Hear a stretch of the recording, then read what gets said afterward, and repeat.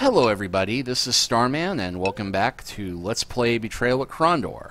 Well, last time you'll remember, we finally went to the town of Lamut. We picked up a quest to find a missing ruby belonging to a Surani wizard, and we were told that the dwarves in the nearby Mac Mordain Cadal mine needed some help with fighting a rock monster called the Brak Nurr. So since we need the money, we have come to do that.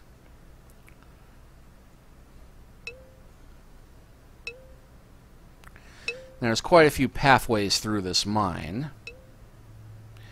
and I think I remember the way to this from my misspent youth playing the original game. But we'll want to explore this whole mine anyway, since there's a fair bit of looting to be had here.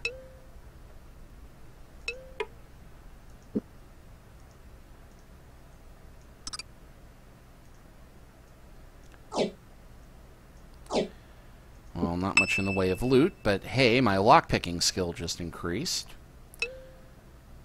And it appears that there is somebody waiting at the end of the hall.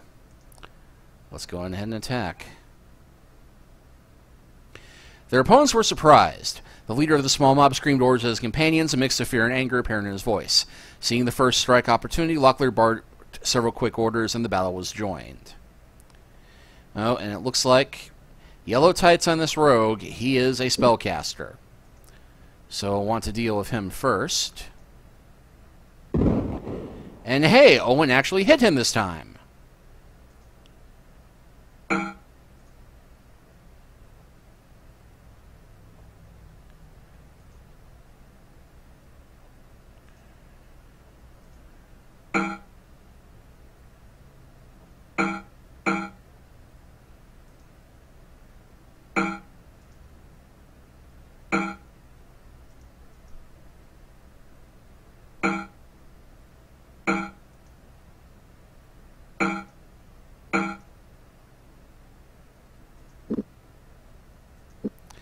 Let's put a blinding spell on one of these guys.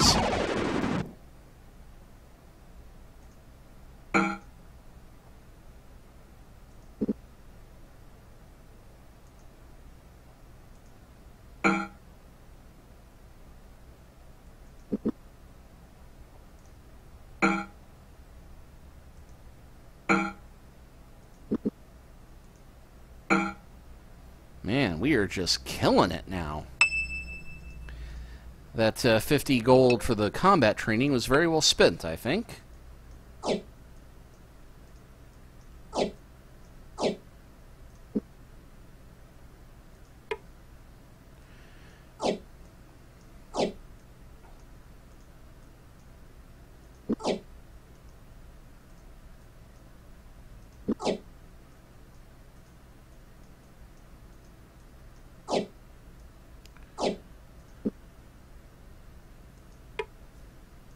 Ah, Dragonstone.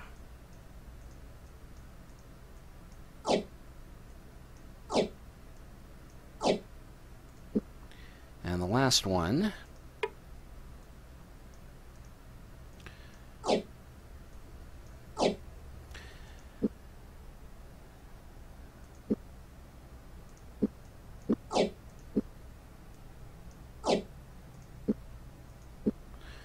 And, well, we are already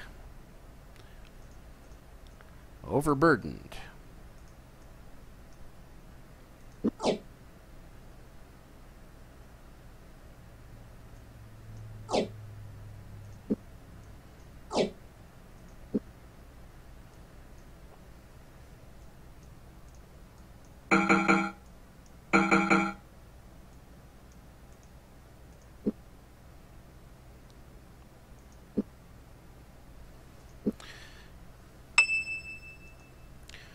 Well, one suit of armor is not too bad for the rewards that we'll get for slaying the Brak Nurr once we find it.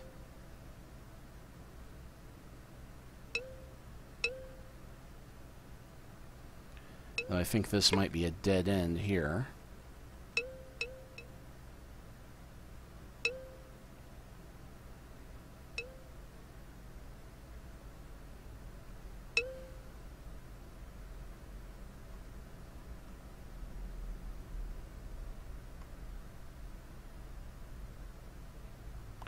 Yep.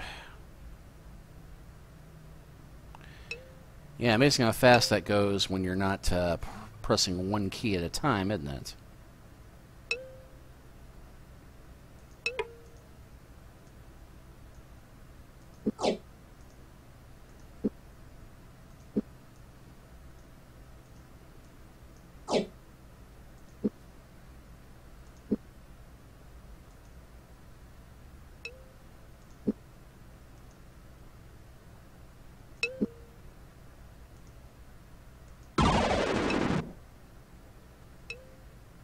Okay, looks like there is a pathway to the left and the right, but I'm thinking left.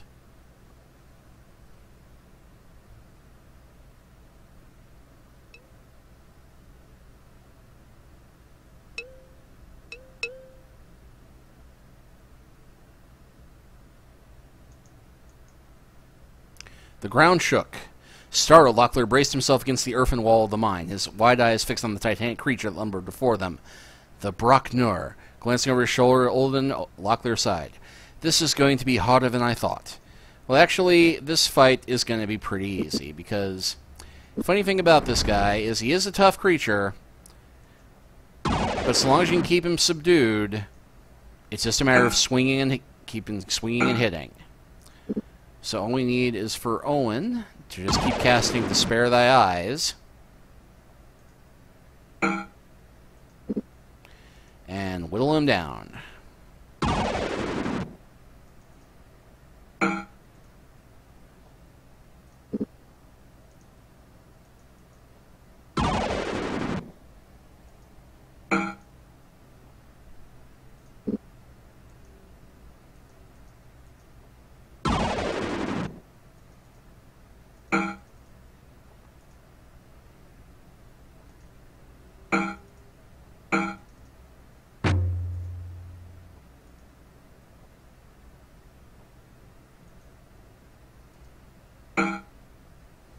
And that did it.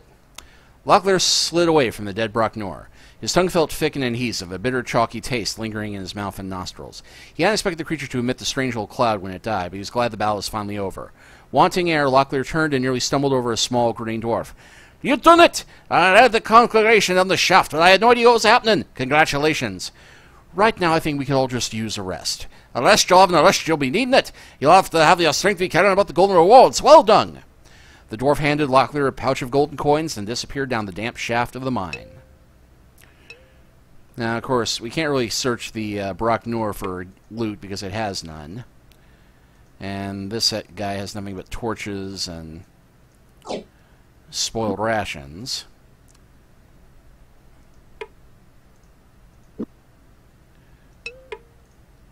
"I think it's dead," he said, eyeing the Brak Nurr corpse. And peasant key lock. Got some rope. Got some more torches. Got some restoratives. And got a key. And 185 gold. Well, we can keep going this way, but someone had shouted. Hurrying down the corridor to see what the cause of the commotion was, Locklear was halted by an angry-looking dwarf. "Nah, further, lad," the dwarf drawled. "I don't care what in the dinner may have told you, no, but what's going on down here? We have enough to clear out this you mess without your interfering. Now go back the way you came and let's get about our work." When the dwarf couldn't be reasoned with, Locklear lopped back down the corridor. So, yeah, we cannot go into that part of the mine just yet. Later chapters we can, but not right now. But you know what? We have accomplished our mission, we have gotten our pay, and we've got other quests to tend to. But first,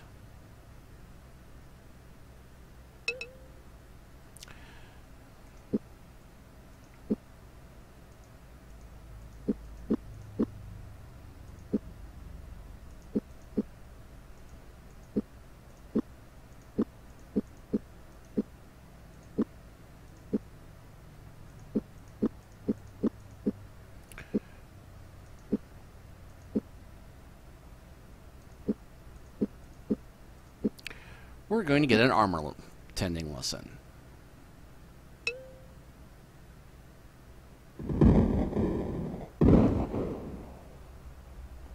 And there we go again. I don't know where to be coming or going, lads, but if you're looking for a way out for the Mac to Venner, you're out of luck. Fault me for your will, your courage, your sake, or call me a drunkard bull, but I have as fast armour and as any of these mountains. I can clear away settlements of Brak Nurr burrow in an eye blink, you know. If a van you must see, then come back in a month or so, and maybe I'll have broke through. Or perhaps there's something else you're wanting.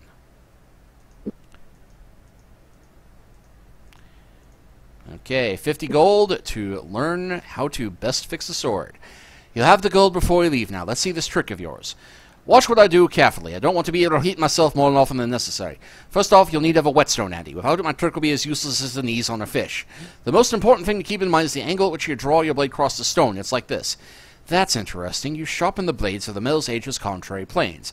Opposite sides, up in directions in the grain. Should make for an interesting cut. It'll make for a cut that an opponent won't forget. Weapon crossing listens over, lad. We both got more important things to get to. And we're on our way. The party's weapon crafting ability has increased. So Locklear is now at 62. Owen is at 33. And Gorav is at 78. Not bad.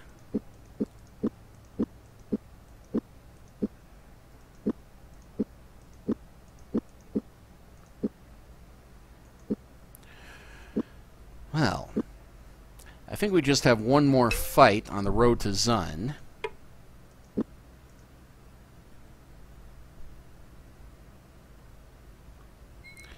And from there, we should have a fairly easy time of heading back to L'Oreal. And, yep, ambush. But this one should not be much of a problem for us. It is just two of them. Oh, he's already wounded. And wanting to run. That is adorable. Not going to happen.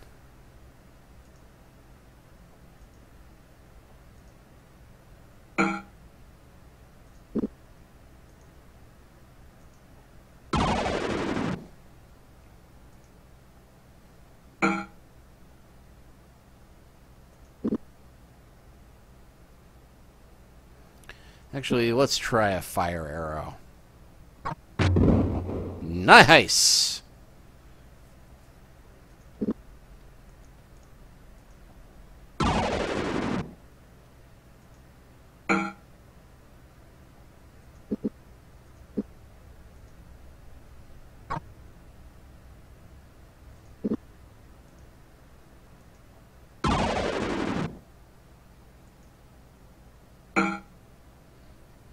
I did just realize that we can't actually loot their corpses on account of all the gear that we're carrying, so a quick trip back to Lamut.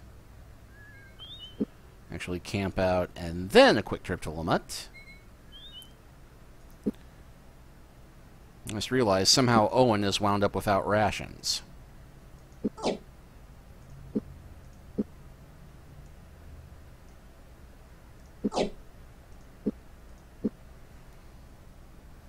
Which seems particularly ludicrous, given everything else we had, but okay.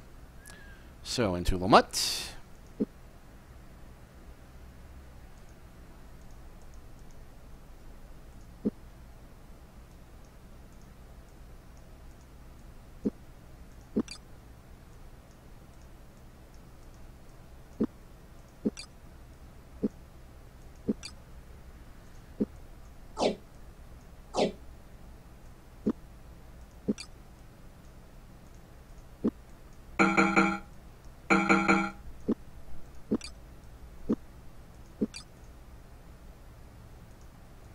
And oh yeah, sell the book off.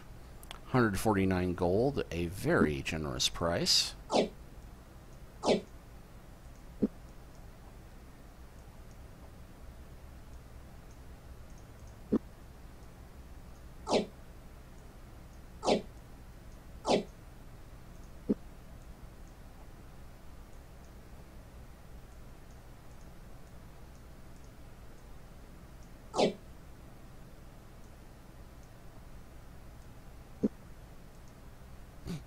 Oh, let's go with that description. Gaurav sighed. For a moment, he thought to discard his broadsword for its bulk wearisome for him to bear, and its value seemingly more dubious than when he realized he acquired. On balance, however, he realized to be outmatched to strip himself of his defenses at a time when he needed them most.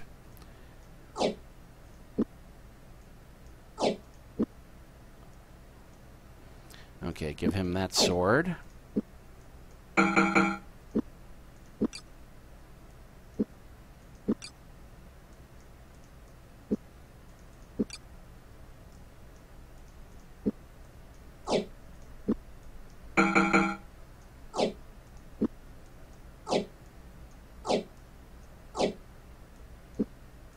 Oh, he won't take the dragon stone.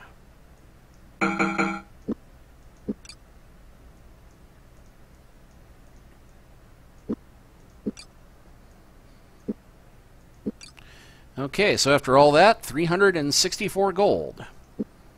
Which actually would be enough for us to buy a Surani light crossbow. You know, I think we'll go ahead and settle for just having... should be fine with what we got for now.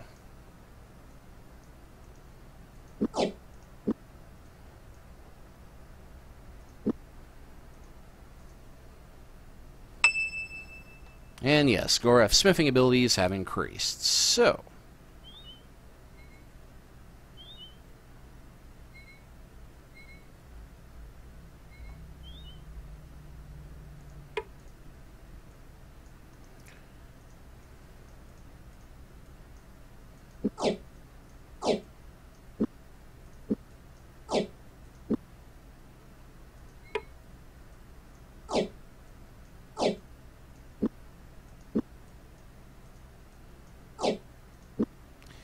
I believe that there's Zun right around the corner.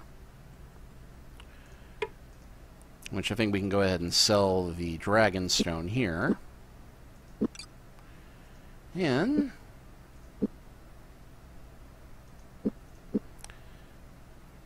we can go ahead and buy everybody some restoratives.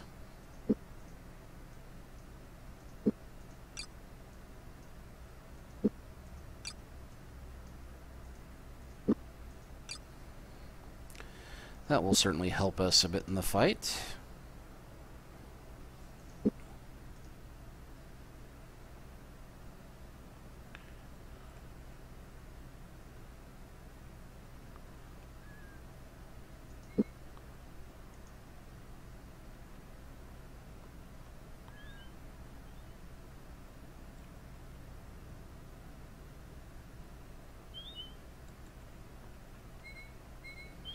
Now, if I recall correctly, there were some dead bodies on the road around here.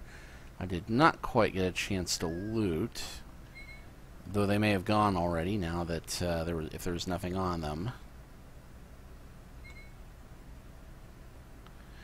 The weird thing being, I thought the dead bodies didn't fade.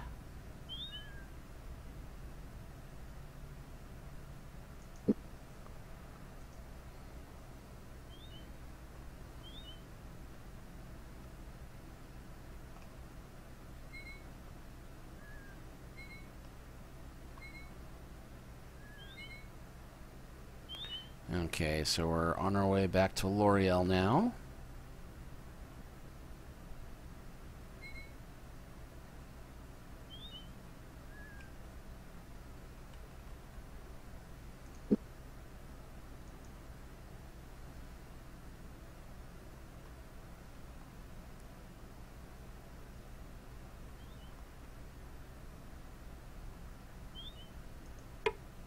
A thin little man greeted them at the door.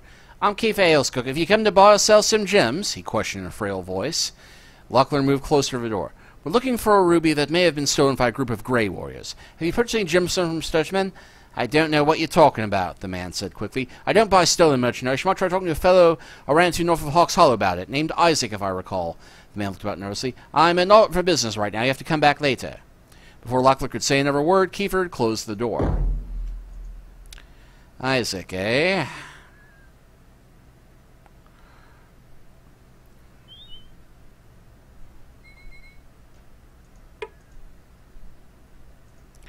And I can't remember if I left anything in this chest or not. But long as we're here.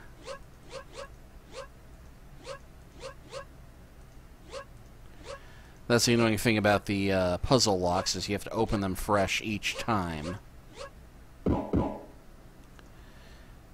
And it contains nothing! Nothing! You are so stupid!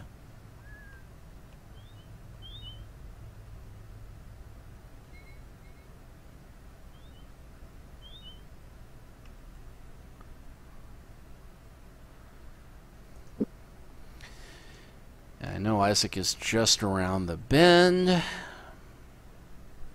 but we'll go in fresh. Locklear caught sight of Isaac, whistling to his old associate, the seigneur, motioned for him to join their company. I thought you were off to meet Prince Arufa. So did I, but we've just been muddling about here, taking care of a few errands. Just luck we happened on you again. I shall consider it good fortune then, so what can I do for you? Well, stolen gems. Did you by any chance purchase a ruby from Kifa Ailes Cook in L'Oreal? He told us he sold it to someone named Isaac, and the description he gave sounded a lot like you. Why, do you want to buy it from me? It's not like it's the only ruby in the world, you know. The ruby he sold you was stolen from a Surani magician who was passing through Lamut. The garrison would like the stone back. We were hoping to talk you into at least returning it to Kifa to get your money back. I'm sorry to hear about your dilemma, but I had no idea the stone was stolen when I paid Kifa's price, and I have my own little problem. I need the stone so I can pay off a sword crafter and get my blade repaired. Can't you pay him in gold? He specifically bought us in gems, and the ruby will cover my costs plus a little more. I should have enough left over to eat for a month or more. But what if we could repair your sword for you? What, here, in the middle of the road? Since I don't have a workshop, I don't see why we can do it anywhere else. Well, I suppose my blade is fairly expensive, and I'd like to see it further damage. It's conceivable you could do more harm than good. So unless you're really skilled at weapon craft, well, do you really think you're that good? Good enough, your blade. Please be careful. I paid quite a bit for it. Well, I have to say this. You do appear to know what you're doing. It looks much better than it did, and it will hold the edge. You'd cut up the whole of Medelicon's Moss Rangers, and it'd still be sharp for a month after. Well, it looks as if you've come through on your end of the bargain. Remind me to give you the ruby before you leave. And we can ask about weapon repair. So where is this miracle-working weaponsmith you were talking about? It might be worthwhile to go and have our own weapons repaired. There's a shop in High Castle called the Battleworks. It's a long way to go, but their work is impressive. Yeah, High Castle being right smack dab in the middle of the teeth of the world, but we are going to try and get out that way eventually. Even though it is in the one section of the game you do not have to go to play through the whole game. Strangely enough. But we now have that ruby.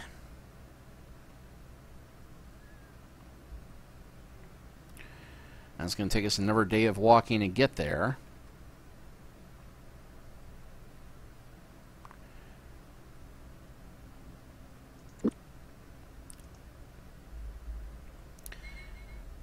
There's the Temple of Killian, and now just head straight on north toward Lamut.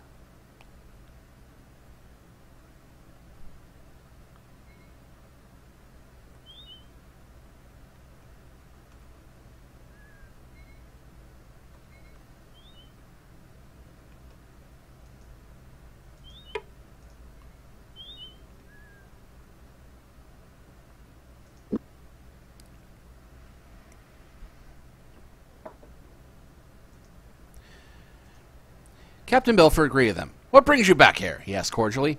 Locklear drew out the ruby he had discovered, holding it for Bedford to see as the gemstone caught the shaft of sunlight, splashing the walls of thousands of twinkling red spots. Are you returning Macala's ruby? Boy, would it be a dick thing to say no right now? We'll say yes. Locklear handed the ruby to Captain Belford. I'm glad you found this, he said, placing the gemstone into a small velvet-lined box. It'd be good to get Macala off my back. I've sent so many men out looking for this blasted thing, there's hardly anyone left in the garrison. He retrieved a pouch from a locked chest in the corner of the room. Here you are, 100 gold sovereigns. Thank you, gents. Locklear put the pouch in his pack, and they left.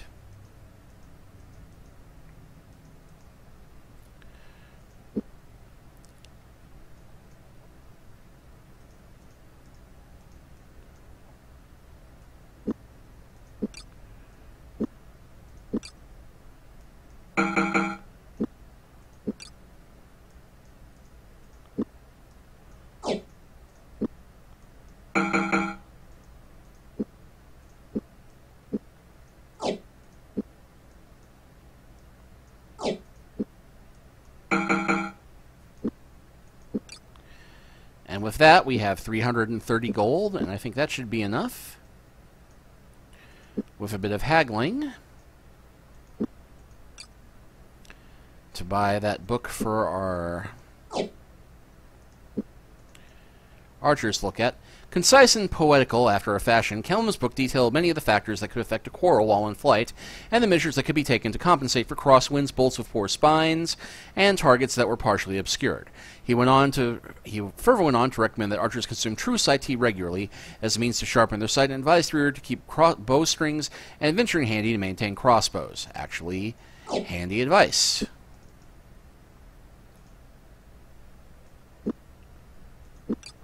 And we got 84 gold back for that. So having done that,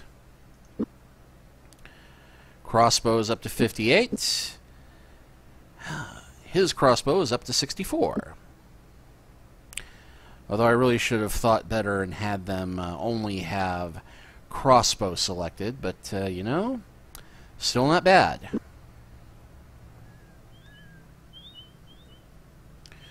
Well, I think that's a fair bit of adventuring done. We have now done all of the major quests in the area around Lamut. We could go back to Mac Mordain Cadal and finish exploring the mine, but I have it in mind, with Isaac having mentioned High Castle, that we should head in that direction. Although you might recall I mentioned that there is a big keeping ambush in between us and High Castle if we head east from Tir Song. So how are we going to get past it? Well, I'll reveal that next time. We'll see you then.